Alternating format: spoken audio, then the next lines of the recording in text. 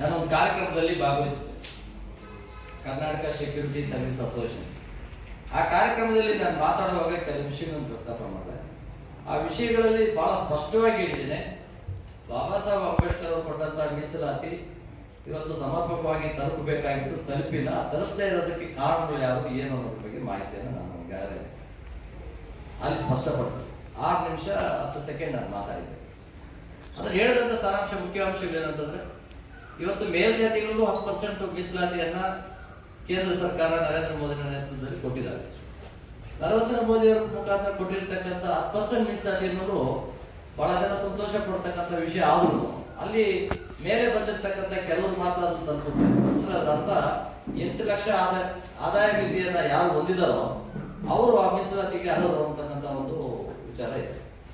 ಅಂದ್ರೆ 65,000 ರೂಪಾಯಿ ಸ್ಯಾಲರಿ ತಗೊಳ್ತಕ್ಕಂಥವ್ರು ಮೀಸಲಾತಿಗೆ ಹೋಗ್ತಾರೆ, ಮೇಲ್ವರ್ಗದಲ್ಲಿರ್ತಕ್ಕಂಥ ಬಡವರು. ಮೇಲ್ವರ್ಗದಲ್ಲಿರ್ತಕ್ಕಂಥ ಬಡವರಿಗೂ ಈ ಅವಕಾಶ ವಂಚನೆ ಆಗ್ತಾ ಇದೆ. ಹಾಗೆ ಹಿಂದುಳಿದ ವರ್ಗಗಳಲ್ಲೂ 8 ಲಕ್ಷ ಆದಾಯ ಮಿತಿ ಇರೋದ್ರಿಂದ ಅಲ್ಲಿನ ಮೀಸಲಾತಿನಲ್ಲಿ ಕೊಟ್ಟಂತ ವ್ಯಕ್ತಿಗಳು ಯಾರು ಫಲಾನುಭವಿಗಳು ಇರ್ತಾರೋ ಅವ್ರಿಗೂ ಅಲ್ಲಿ 8 ಲಕ್ಷ ಅಂತಂದ್ರೆ 65,000 ರೂಪಾಯಿ ಸ್ಯಾಲರಿ. ಇದು ಸ್ಯಾಲರಿನಲ್ಲಿ ಕಡಿಮೆ ಮಾಡಬೇಕು, ಆದಾಯ ಮಿತಿಯನ್ನ 8 ಲಕ್ಷದಿಂದ ಕೆಳಗಿಳಿಸಬೇಕು ಅಂತಕ್ಕಂಥ ಒತ್ತಾಯನ ಮಾಡಿ ಕೇಂದ್ರ ಸರ್ಕಾರದಲ್ಲಿ ರಾಜ್ಯದ ಪ್ರಧಾನಮಂತ್ರಿ, ರಾಷ್ಟ್ರದ ಪ್ರಧಾನಮಂತ್ರಿಗೆ ನಾನು ಪತ್ರ ಬರೆದಿದ್ದೆ. ನಾನು ಆ ಪತ್ರದ ಸಾರಾಂಶನೂ ನಿಮ್ಗೆಲ್ಲರಿಗೂ ತಲುಪಿಸ್ತೇನೆ. ಆ ಪತ್ರದಲ್ಲಿ ಮಾತಾಡುವಾಗ ಹೇಳಿದ್ರೆ 2020 ಜನವರಿ 25ಗೆ ಈಗಿರ್ತಕ್ಕಂಥ ಮೀಸಲಾತಿ ಅವಧಿಗೆ ಮುಕ್ತಾಯ ಆಗ್ತದೆ. ಪ್ರತಿ 10 ವರ್ಷಕ್ಕೆ ಒಂದ್ಸರಿ ಪರಿಷ್ಕರಣೆ ಆಗಿ ಮೀಸಲಾತಿ ವಿಸ್ತರಣೆ ಆಗ್ತಾನೆ ಹೋಗ್ತಾ ಇದೆ. 10 ವರ್ಷ ಅದು ನಮ್ಮ ಈಗಿರ್ತಕ್ಕಂಥ ಮೀಸಲಾತಿ 95ನೇ ಸಂವಿಧಾನ ತಿದ್ದುಪಡಿಯಾಗಿ 10 ವರ್ಷ ಮುಂದುವರಿಸಿರ್ತಕ್ಕಂಥದ್ದು. ಸಂವಿಧಾನದಲ್ಲಿ 77ರಲ್ಲಿ ಇಂದಿರಾ ಗಾಂಧಿ ಒಂದ್ಸರಿ ವಿಸ್ತರಣೆ ಮಾಡಿದ್ರು, ರಾಜೀವ್ ಗಾಂಧಿ ಒಂದ್ಸರಿ ವಿಸ್ತರಣೆ ಮಾಡಿದ್ರು, ಅಟಲ್ ಬಿಹಾರಿ ವಾಜಪೇಯಿ ಒಂದ್ಸರಿ ವಿಸ್ತರಣೆ ಮಾಡಿದ್ರು. ಅದಾದ್ಮೇಲೆ ಮನಮೋಹನ್ ಸಿಂಗ್ 2010ರಲ್ಲಿ ವಿಸ್ತರಣೆ ಮಾಡಿದ್ರು. 2020ಗೆ ಮೀಸಲಾತಿ ವಿಚಾರ ಕೊನೆ ಆಗ್ತದೆ. ಆದ್ರೆ ಮೀಸಲಾತಿನೇ ಕೊನೆ ಆಗ್ತದೆ ಅಂತ ನಾನು ಹೇಳಿಲ್ಲ. ಮೀಸಲಾತಿ ಅಲ್ಲಿ ಅವಧಿ ಮುಗಿತದೆ. ಈ ಅವಧಿ ಮುಗಿದ ನಂತರ ಮತ್ತೆ 10 ವರ್ಷ ವಿಸ್ತರಣೆ ಮಾಡ್ತಾರೆ. ವಿಸ್ತರಣೆ ಮಾಡಿದಾಗ ಮೀಸಲಾತಿಯನ್ನ ಪಡ್ಕೊಂಡಂತವ್ರು ಯಾರು, ಯಾರಿಗೆ ಮೀಸಲಾತಿ ಸಿಗ್ತಾ ಇದೆ, ಆ ಮೀಸಲಾತಿಯನ್ನ ಮತ್ತೆ ಅದೇ ರೀತಿ ಯಥಾವತ್ತಾಗಿ ಮಾಡಿದ್ರೆ ಮತ್ತೆ ತಿರುಗಿ IAS, IPS, IRS, IFS, ಡಾಕ್ಟರ್ಗಳು, ಇಂಜಿನಿಯರ್ಗಳು, MLAಗಳು, MP ಗಳು ಅವರೇ ಮಕ್ಕಳನ್ನೇ ಮತ್ತೆ ಮೀಸಲಾತಿ ವ್ಯಾಪ್ತಿಗೆ ತರ್ತಾರೆ. ಅವನ್ನ ಬದಿಗಿಡಬೇಕು. ಪರಿಶಿಷ್ಟ ಜಾತಿಗಳಿಗೂ ಕೆನೆ ಪದ್ರ ಓಡಿಸ್ಬೇಕು. ನಮ್ಗೆ ಕೆನೆ ಪದ್ರ ಇಲ್ಲ. ಕೆನೆ ಪದ್ರ ಅಂದ್ರೆ ಆದಾಯ ಮಿತಿ ನಮ್ಗೆ ಎಷ್ಟಾದ್ರೂ ಇದ್ರು ಮೀಸಲಾತಿನಲ್ಲಿ IAS ಆದ್ರೂ ನಮ್ಮ ಮಕ್ಕಳು IAS ಆಗ್ತಾರೆ, IPS ಮಕ್ಕಳು IPS ಆಗ್ತಾರೆ, ಡಾಕ್ಟರ್ ಮಕ್ಕಳು ಡಾಕ್ಟರ್ ಆಗ್ತಾರೆ, ಇಂಜಿನಿಯರ್ ಮಕ್ಕಳು ಇಂಜಿನಿಯರ್ ಆಗ್ತಾರೆ. ಅವರು ಆರ್ಥಿಕವಾಗಿ ಸಬಲರಾಗಿದ್ರು ಅವ್ರು ಇನ್ನೊಬ್ಬ ಬಡ ಮಕ್ಕಳಿಗೆ ಬಿಟ್ಕೊಡೋಂಥ ಕೆಲಸ ಮಾಡೋ ಅಂತಕ್ಕಂಥ ವಿಷಯ ನಾನು ಮಾಡ್ತೀನಿ. ಆದ್ರೆ ಕೆಲವು ಯಾರೋ ಕಿಡಿಗೇಡಿ ವ್ಯಕ್ತಿಗಳು, ಕೋಪ ಮಂಡೂಕವಾದಿಗಳು, ನಾನು ಯಾಕಂದ್ರೆ ಅವ್ರು ಕೋಪ ಮಂಡೂಕ ಅಂತ ಹೇಳ್ತೀನಿ, ಪ್ರಪಂಚ ಜ್ಞಾನ ಇದ್ದಿರ್ತಕ್ಕಂಥವ್ರೆ ಆದ್ರೆ ನಾನು 6 ನಿಮಿಷದನ್ನ 1 ನಿಮಿಷಕ್ಕೆ ಅದನ್ನ ಶಾರ್ಟ್ ಕಟ್ ಮಾಡಿ ಎಡಿಟ್ ಮಾಡಿ ಚಿನಾರಾಮ್ ಅವರು ಮೀಸಲಾತಿಗೆ ವಿರುದ್ಧವಾಗಿದ್ದಾರೆ, ಮೀಸಲಾತಿ ಬೇಡ ಅಂತ ಪ್ರೈಮ್ ಮಿನಿಸ್ಟರ್ ಪತ್ರ ಬರೆದಿದ್ದಾರಂತೆ, ಸಂವಿಧಾನ ಬದಲಾಯಿಸ್ತಾರಂತೆ, ಅವರು ಬಹಳಷ್ಟು ತೊಂದರೆ ಕೊಡ್ತಕ್ಕಂಥ ಕೆಲಸ ಮಾಡ್ತಾ ಇದ್ದಾರೆ ದಲಿತ ಸಮಾಜಕ್ಕೆ. ಎಲ್ಲೋ ಒಂದ್ ಕಡೆ ಮೀಸಲಾತಿ ಕಿತ್ತಾಕೋದಕ್ಕೆ ಕೇಂದ್ರ ಸರ್ಕಾರಕ್ಕೆ ಪತ್ರ ಬರೆದಿರಂತೆ, ಪ್ರೈಮ್ ಮಿನಿಸ್ಟರ್ ಜೊತೆ ಮಾತಾಡ್ತಿದ್ದಾರಂತೆ, ಮೀಟಿಂಗ್ ಆಯ್ತಂತೆ. ಕಪೋಲ ಕಲ್ಪಿತ ಅರ್ಥ ಬರೋ ರೀತಿಯಲ್ಲಿ ಸುಳ್ಳು ಮಾಹಿತಿಗಳನ್ನ ಈ ನಮ್ಮ ಸಾಮಾಜಿಕ ಜಾಲತಾಣ ಅಲ್ಲಿದ್ದಾರೆ. ನಾನು ಸಾಕಷ್ಟು ಅದ್ರ ಬಗ್ಗೆ ಮಾಹಿತಿಯನ್ನು ಕೊಟ್ಟು ಎಕ್ಸ್ಪ್ಲೈನ್ ಮಾಡಿದೆ. ಆದ್ರೆ ಏನಾಗಿದೆ, ಆ ಎಕ್ಸ್ಪ್ಲೈನ್ ಮಾಡಿದಕ್ಕೆ ಯಾರು ತಲೆ ಕೆಡಿಸ್ಕೊಳ್ಳೋಕೆ ಕಡಿಯಿಲ್ಲ. ಆದ್ರೆ ಅವ್ರು ಮಾಡಿರ್ತಕ್ಕಂಥ ಒಂದು ಆರೋಪ ಏನಿದೆ ಅದು 100ಕ್ಕೆ 100 ಸುಳ್ಳು. ಅದಕ್ಕೆ ಸಂಬಂಧಪಟ್ಟಂತ ನಾನು 6 ನಿಮಿಷದ ವಿಡಿಯೋನು ಹಾಕಿದ್ದೇನೆ. ಹಾಗಾಗಿ ನನಗೆ 70-80% ಇವತ್ತು ಏನು ನನ್ನ ಟೀಕೆ ಮಾಡಿದ್ರು ಅವರು ಸತ್ಯ ತಿಳ್ಕೊಂಡ್ಮೇಲೆ ಅವರು ಸಂಪೂರ್ಣವಾಗಿ ನನ್ನನ್ನು ಬೆಂಬಲಿಸುವಂತ ಕೆಲಸವನ್ನು ಮಾಡಿದ್ದಾರೆ. ಅದಕ್ಕೆ ಅವ್ರಿಗೊಂದು ಧನ್ಯವಾದಗಳು. ಆದ್ರೆ ಸೋಷಿಯಲ್ ಮೀಡಿಯಾದಲ್ಲಿ ಅವ್ರು ಏನ್ ಬರೀತಾರೆ, ಚಿನಾರಾಮ್ ಅವ್ರು ಕಣ್ಣಲ್ಲಿ ಗುಂಡಿಕ್ಕಿ ಸಾಯಿಸಿ, ಚಿನಾರಾಮನ್ನು ಮುಗಿಸ್ತೀವಿ, ನಿನ್ ಮನೆ ಎಲ್ಲಿದೆ ಅಂತಕ್ಕಂಥ ಅವಹೇಳನಕಾರಿ ಪದಗಳನ್ನ ಬಳಕೆ ಮಾಡಿ ಕಟ್ಟ ಕಡೆಗೆ ಒಂದು ಸಮಾಜಕ್ಕೆ ಹೋಗ್ಬೇಕಾದಂತ ನ್ಯಾಯ ಕೊಡ್ಬೇಕಾದಂತ ವಿಚಾರನ ಅರ್ಥ ಮಾಡ್ಕೊಳ್ತಾರೆ. ಬಹಳ ವ್ಯವಸ್ಥಿತವಾದಂತ ಸಂಚು ಮಾಡ್ತಕ್ಕಂಥ ಒಂದು ಗುಂಪು ಬಹಳ ಪ್ರಯತ್ನ ಮಾಡ್ತಾರೆ. ನಾನು ಅದ್ರ ಬಗ್ಗೆ ನಮ್ಮ ಅಣ್ತಮ್ಮಂದ್ರು ನಮ್ಮನ್ನು ಸಾಯಿಸ್ತಾರಂತಂದ್ರೆ ನನಗೇನು ಅಭ್ಯಂತರ ಇಲ್ಲ. ಸತ್ಯ ತಿಳ್ಕೊಂಡಾದ್ರು ಸಾಯಿಸಿದಾರೆ ಅಂತ ಗೊತ್ತಾದ್ರೆ ನಮ್ಗೆ ಖುಷಿ ಆಗುತ್ತೆ. ನಾನು ಹೇಳ್ದಿರ್ತಕ್ಕಂಥ ಸುಳ್ಳು ಮಾಹಿತಿಯೇ ಸತ್ಯ ಅಂತ ಭಾವಿಸ್ಬಿಟ್ಟು ಅವ್ರ ಆ ರೀತಿ ವ್ಯಕ್ತಿಗಳನ್ನ, ದುರ್ಬಲ ವ್ಯಕ್ತಿಗಳನ್ನೆಲ್ಲಾನು ಕೊಲೆ ಮಾಡಿಸೋದಕ್ಕೆ ಪ್ರಚೋದನೆ ಕೊಡ್ತಾ ಇರ್ತಕ್ಕಂಥ ಒಂದು ಗುಂಪು ಯಾರು, ಯಾಕೆ ಇದೆಲ್ಲ ಮಾಡ್ತಾ ಇದ್ದಾರೆ? ಅಂಬೇಡ್ಕರ್ ಕೊಟ್ಟಂತ ಮೀಸಲಾತಿಯಿಂದ ಬಡವ್ರು ತಲುಪಬಾರ್ದ? ಬಡವ್ರು ಸಿಕ್ಕಿದ್ರೆ ಏನ್ ತಪ್ಪಿದೆ? ಎಷ್ಟೋ ಜನ ಇವತ್ತು ನಮ್ಮ ಹಳ್ಳಿಗಳಲ್ಲಿ ಕೂಲಿ ಮಾಡೋಕ್ಕೂ ಜೀತ ಮಾಡೋಕ್ಕೂ ಆಗದ ಒದ್ದಾಡೋ ಪರಿಸ್ಥಿತಿ ಆಗಿದೆ. ನಮ್ಮ ಹಳ್ಳಿಗಳಲ್ಲಿ MA ಮಾಡ್ತಾರೆ, PhD ಮಾಡ್ತಾರೆ, ಡಿಗ್ರಿ ಮಾಡ್ತಾರೆ, ಎಲ್ಲ ಮಾಡ್ತಾರೆ.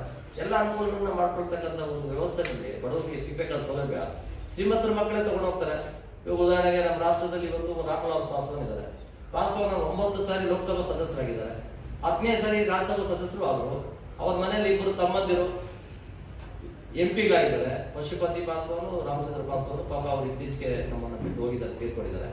ಅವ್ರ ಬಗ್ಗೆ ನಾನು ವಿಷಾದನ ವ್ಯಕ್ತಪಡಿಸ್ತೀನಿ. ಆದ್ರೆ ಅವ್ರ ಮನೇಲಿ 2 MLA. ಇನ್ನೊಬ್ಬ ಮಗ ಚಿರಾಗ್ ಅಂತ, ಅವನು MP ಆಗಿದ್ದಾನೆ ಮೀಸಲು ಕ್ಷೇತ್ರದಲ್ಲಿ. ಅಂದ್ರೆ ಒಂದೇ ಕುಟುಂಬಕ್ಕೆ ಮೀಸಲಾತಿಯನ್ನ ಎಲ್ಲದವರೇ ತಗೊಳ್ಳೋದಾದ್ರೆ ಪರಿಶಿಷ್ಟ ಜಾತಿಗಳಲ್ಲಿ ಇನ್ಯಾರು ಬೇರೆಯವರು ಇಲ್ವಾ ಅಂತಕ್ಕಂಥ ಪ್ರಶ್ನೆಯನ್ನ ಅವರು ಎಲ್ಲೋ ಒಂದ್ ಕಡೆ ಟೀಕೆ ಮಾಡ್ತಾರೆ. ಇವತ್ತು ನಮ್ಮ ಮಾಯಾವತಿ ಇದ್ದಾರೆ. ಮಾಯಾವತಿ ದೇಶದ ಒಂದು BSP ಪಾರ್ಟಿನ ದೊಡ್ಡ ನಾಯಕಿ. ಆಯಮ್ಮ ಏನ್ ಮಾಡ್ತಾ ಇದಾರೆ? ಆಯಮ್ಮನು ಮತ್ತೆ ಪುನಃ ಮೀಸಲಾತಿ ಕ್ಷೇತ್ರದಲ್ಲೇ ಚುನಾವಣೆ ನಿಂತು ಗೆದ್ದಿದ್ದಾರೆ. ಇದುವರೆಗೂ ಜನರಲ್ ಕ್ಷೇತ್ರಕ್ಕೆ ಆಯಮ್ಮ ಹೋಗಿಲ್ಲ. SCಗಳ ಒಂದಾಕ್ಷನ್ಗೆ ಬರೀ ಜನರಲ್ SCಗಳಲ್ಲೇ ನಿಲ್ಬೇಕಂತೇನಿಲ್ಲ, ಜನರಲ್ ಅಲ್ಲೂ ನಿಮ್ಮ ತಾಕತ್ತನ್ನು ತೋರಿಸ್ಬೋದು. ಅದಕ್ಕೆ ಬುಲೆಟಿ ಶೇಖರ್ ಸಾಕ್ಷಿ. ಆಮೇಲೆ ನಮ್ಮ ರಂಗನಾಥ್ ಅವರು ಜನರಲ್ ಕ್ಷೇತ್ರದಲ್ಲಿ ನಿಂತು ಗೆಲ್ಲುವಂತ ಪ್ರಯತ್ನ ಮಾಡಿದ್ರು.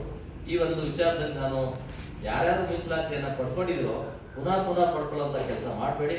ಆ ಬಡವರಿಗೆ ಸಿಗ್ಬೇಕಾದಂತ ಅವಕಾಶಗಳನ್ನ ಬಿಟ್ಕೊಡಿರ್ತಕ್ಕಂಥ ವಿಚಾರದಲ್ಲಿ ಸುಳ್ಳು ಮಾಹಿತಿಗಳನ್ನು ಹಬ್ಬಿಸಿ ಸಾರ್ವಜನಿಕವಾಗಿ ಜನರಿಗೆ ತಪ್ಪು ತಿಳುವಳಿಕೆಗಳನ್ನ ಕೊಟ್ಟಿದ್ದಾರೆ.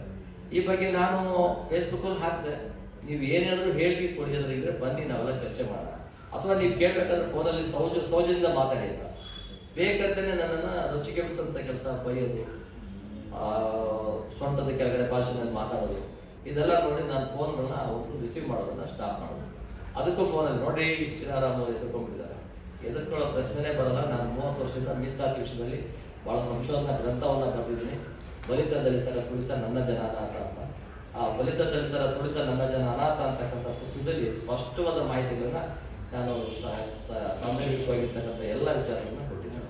ಆ ಪುಸ್ತಕ ಬಿಡುಗಡೆ ಮಾಡಿದಂಥವರು ನಮ್ಮ ಸಂತೋಷ ಹೆಗಡೆಯವರು, ಸುಪ್ರೀಂ ಕೋರ್ಟ್ನ ಮಾಜಿ ನ್ಯಾಯಮೂರ್ತಿಗಳು, ಮತ್ತೆ ಗೋಪಾಲ್ ಗೌಡರು, ಸುಪ್ರೀಂ ಕೋರ್ಟಿನ ನ್ಯಾಯಮೂರ್ತಿಗಳು ಅವರು, ಆಮೇಲೆ ಶ್ರೀಧರ್ ರಾವ್ ಅಂತ ಹೈಕೋರ್ಟಿನ ಮುಖ್ಯ ನ್ಯಾಯಮೂರ್ತಿಗಳಾಗಿದ್ದರು. ಬಂದೂರು ಭಟ್ರು ಅವರು ಮುಖ್ಯ ನ್ಯಾಯಮೂರ್ತಿಗಳಾಗಿದ್ದರು ಹೈಕೋರ್ಟ್ಗೆ. ಸಂಜಯ್ ಪಾಸ್ವಾನ್ ಅಂತ ಸೋಷಿಯಲ್ ಜಸ್ಟಿಸ್ ಮಿನಿಸ್ಟರ್ ಆಗಿದ್ದರು ಕೇಂದ್ರ ಸರ್ಕಾರದಲ್ಲಿ. ಅವರೂ ಸಹ ಅದರಲ್ಲಿ ಕಾರ್ಯಕ್ರಮದಲ್ಲಿ ಭಾಗವಹಿಸಿ ಪುಸ್ತಕ ಬಿಡುಗಡೆ. ಅದೇ ಆ ಟೈಮಲ್ಲೂ ಬಹಳಷ್ಟು ಗೊಂದಲಗಳನ್ನ ಮೂಡಿಸಿದಂಥವರು ಕೆಲವು ಉಪಮುಖವಾದಿ ತುಕುಡೆ ಗ್ಯಾಂಗಿನ ಸಂಘಟನೆ. ಅವ್ರಿಗೇನು ಗೋಪಾಲ್ ಗೌಡ್ರೆ, ಸಂತೋಷ ಹೆಗಡೆಯವರೇ, ನಿಮ್ಮ ಮನೆ ಹೆಣ್ಮಕ್ಳು ನಮ್ಗೆ ಕೊಡ್ತೀರಾ? ಅರೆ ಅವ್ರು ಬಂದಿರ್ತಕ್ಕಂಥದ್ದು ಗೆಸ್ಟ್ ಆಗಿ ನನ್ನ ಕಾರ್ಯಕ್ರಮದಲ್ಲಿ. ಅವ್ರ ಮನೆ ಹೆಣ್ಮಕ್ಳು ಮದುವೆ ಮಾಡ್ಕೊಳಕ್ಕೆ ಯೋಗ್ಯತೆ ಇದ್ರೆ ಮದುವೆ ಮಾಡ್ಕೊಳಕ್ಕೆ ಅವಕಾಶ ಅವರೇ ಮಾಡ್ಕೊಡ್ತಾರೆ. ಇಲ್ಲದವ್ರಿಗೆ ಇವಾಗ ನಮ್ಮ ಮಲ್ಲಿಕಾರ್ಜುನ್ ಖರ್ಗೆ, ನೀವು ಕೃಷ್ಣ ಭವನ ಹೋಟೆಲ್ ಮಕ್ಕಳು ಮದುವೆ ಮಾಡ್ಕೊಂಡಿಲ್ವಾ? ಈಗ ಅವ್ರಿಗೆ ಆ ಯೋಗ್ಯತೆ ಇತ್ತು, ಕೊಟ್ಟಿದ್ದಾರೆ. ಎಲ್ಲದಕ್ಕೂ ಸಿಗುತ್ತೆ ಅಂತ ಅವ್ರನ್ನ ಬೈಯೋದು. ಅವ್ರು ಮತ್ತೊಂದು ಸರಿ ಯಾವುದೇ ಕಾರ್ಯಕ್ರಮಗಳು ದಲಿತ ಕರೆಯುವಂಥ ಕಾರ್ಯಕ್ರಮ ಬರಬಾರ್ದು, ಈ ರೀತಿಯ ಒಂದು ವಿಚಾರಗಳನ್ನ ಅವರು ಮಾಡ್ತಾ ಬಂದಿದ್ದಾರೆ. ಹಾಗಾಗಿ ನಾನು ಇದಕ್ಕೇನು ವಿಚಲಿತನಾಗಿಲ್ಲ. ಈಗಾಗಲೇ ಈ ಪುಸ್ತಕವನ್ನ ಇಂಗ್ಲಿಷ್ಗೆ ಟ್ರಾನ್ಸ್ಲೇಟ್ ಮಾಡಿದ್ದೀನಿ ಈಗಾಗಲೇ. ಅದು ಡೆಲ್ಲಿನಲ್ಲಿ ಬಿಡುಗಡೆ ಆಗುತ್ತೆ. ಹಿಂದಿಯಲ್ಲಿ ಟ್ರಾನ್ಸ್ಲೇಟ್ ಆಗಿದೆ, ತೆಲುಗು, ಇಡೀ ರಾಷ್ಟ್ರಾದ್ಯಂತ ಈ ಪುಸ್ತಕ ನಾನು ಹಂಚುವ ಕೆಲಸ ಮಾಡ್ತಾ ಇದ್ದೀನಿ. ಈ ಪುಸ್ತಕದಲ್ಲಿ ಸಮಗ್ರವಾದಂಥ ವಿಚಾರಗಳು, ಬಡವರ ಪರವಾಗಿರ್ತಕ್ಕಂಥ ವಿಷಯಗಳು ನಾನು ಮಾಡಿದ್ದೀನಿ. ನಾನು ಮೀಸಲಾತಿಯನ್ನ ನನ್ನ ಮಕ್ಕಳಿಗೆ ಇನ್ನು ಮುಂದೆ ಕೊಡಿಸಲು ತೀರ್ಮಾನಕ್ಕೂ ನಾನು ಮಾಡಿದ್ದೀನಿ. ಕಾರಣ ಯಾಕೆಂದ್ರೆ ನಾನು ಟಾಟಾ ಬಿಲ್ ಅಲ್ಲದೆ ಇದ್ರು ಎಲ್ಲ ಬಡವ್ರ ಮಕ್ಕಳು ಬಡವರಾಗಿ ಉಳ್ಕೊಳ್ಳೋದು ಬೇಡ, ಬಡವ್ರ ಮಕ್ಕಳಿಗೆ ಒಂದೊಂದು ಅವಕಾಶ ಕೊಟ್ಟರೆ ನನ್ನ ಮಗ ಆ ಅವಕಾಶ ಇಟ್ಕೊಂಡ್ರೆ ಇನ್ನೊಬ್ಬ ಬಡವ್ರಿಗೆ ಅನ್ಯಾಯ ಮಾಡ್ದಂಗಾಗುತ್ತೆ. ನನ್ನ ಮಗನ ಜನರಲ್ ಕಳಿಸಿದ್ರೆ ಆ ಇನ್ನೊಬ್ಬ ಬಡವ ಮಗ ಮೀಸಲಾತಿ ಬರ್ತಾನೆ. ಆ ದಿಕ್ಕಿನಲ್ಲಿ ಒಂದು ವ್ಯವಸ್ಥೆ, ಒಂದು ನಾಂದಿ ಆಗಬೇಕು. ನಮ್ಮಲ್ಲೇ ಇರ್ತಕ್ಕಂಥ IAS, IPS, IRS, IFS, ಡಾಕ್ಟರ್ಗಳು, ಇಂಜಿನಿಯರ್ಗಳು, MLAಗಳು, MPಗಳು, ಇನ್ಕಮ್ ಟ್ಯಾಕ್ಸ್ ಪೇ ಇದ್ದಾರೋ ಇವರು ಸಂಪೂರ್ಣವಾಗಿ ಮೀಸಲಾತಿಯನ್ನ ತಗೊಂಡು ಎಲ್ಲ ರೀತಿಯಲ್ಲೂ ಸೌಲಭ್ಯ ಪಡ್ಕೊಂಡು ಆರ್ಥಿಕವಾಗಿ, ರಾಜಕೀಯವಾಗಿ, ಸಾಮಾಜಿಕವಾಗಿ ಬಲಾಢ್ಯರಾಗಿದ್ದೀರಿ. ಪುನಃ ನೀವು ಮೀಸಲಾತಿಗೆ ಯಾಕೆ ಹೋಗ್ತೀರಿ? ಬಿಟ್ಕೊಡಿ ಅಂತಕ್ಕಂಥ ನನ್ನ ಒತ್ತಾಯನ ತಿರುಚಿ ಸಿದ್ದರಾಮಯ್ಯ ಮೀಸಲಾತಿನೇ ಬೇಡ, ಪ್ರೈಮ್ ಮಿನಿಸ್ಟರ್ಗೆ ಪತ್ರ ಬರ್ಬಿಟ್ಟಿದಾರಂತೆ, ಮೀಸಲಾತಿನ ಕಿತ್ತಾಕಿ ಅಂತ ಹೇಳಿದಾರೆ ಅಂತಕ್ಕಂಥ ವಿಷಯಗಳು. ನಾನು ಪ್ರೈಮ್ ಮಿನಿಸ್ಟರ್ಗೆ ಪತ್ರ ಬಂದಿದ್ದೋ ಆ ಪತ್ರವನ್ನು ನಿಮ್ಗೆಲ್ಲ ಅಲ್ಲಿ ನಾನು ಪತ್ರ ಕೊಟ್ಟಿರ್ತಕ್ಕಂಥದ್ದು ಸಮಗ್ರವಾಗಿ ಮೀಸಲಾತಿಯನ್ನ ಯಾರು ಇದುವರೆಗೂ ಪಡ್ಕೊಂಡಿಲ್ಲ, ಕೂಲಿ ಮಾಡ್ತಕ್ಕಂಥವ್ರು ಎಲ್ಲಿದ್ದಾರೆ, ಜೀತ ಮಾಡೋರು ಎಲ್ಲಿದ್ದಾರೆ, ಆದಾಯದ ಮಿತಿಯಿಂದ ಕೆಳಗಡೆ ಇರ್ತಕ್ಕಂಥವ್ರಿಗೆ ಕೊಡಿ ಅಂತಕ್ಕಂಥ ವಿಚಾರ ಸಮಗ್ರವಾಗಿ ಬಂದಿದ್ವಿ. ಅದಕ್ಕೆ ಪ್ರೈಮ್ ಮಿನಿಸ್ಟರ್ ಕಚೇರಿಯಿಂದನೂ ನನಗೆ ಸಾಕಷ್ಟು ಉತ್ತರ ಬಂದಿದೆ ಮತ್ತು ಅದ್ರ ಬಗ್ಗೆ ಒಂದು ಚಿಂತನೆ ನಡೆದಿದೆ. ನಾನು ಮೀಸಲಾತಿ ಬೇಡ ಅಂತ ಹೇಳೋದಿಲ್ಲ, ಇವತ್ತು ಹೇಳಲ್ಲ, ಮುಂದೆ ಹೇಳಲ್ಲ. ಮೀಸಲಾತಿ ಅಂತಕ್ಕಂಥದ್ದು ಬಲಾಢ್ಯರ ಪಾಲಾಗಬಾರ್ದು, ಅದು ದುರ್ಬಲರ ಪಾಲಾಗಬೇಕು. ಆ ದುರ್ಬಲರ ಪಾಲಾದಾಗ ಎಲ್ಲೋ ಒಂದು ಕಡೆ ನಿಜವಾದಂಥ ಸಮಸ್ಯೆ ಇರ್ತಕ್ಕಂಥವ್ರಿಗೆ ನ್ಯಾಯ ಸಿಗಬೇಕಾಗುತ್ತೆ.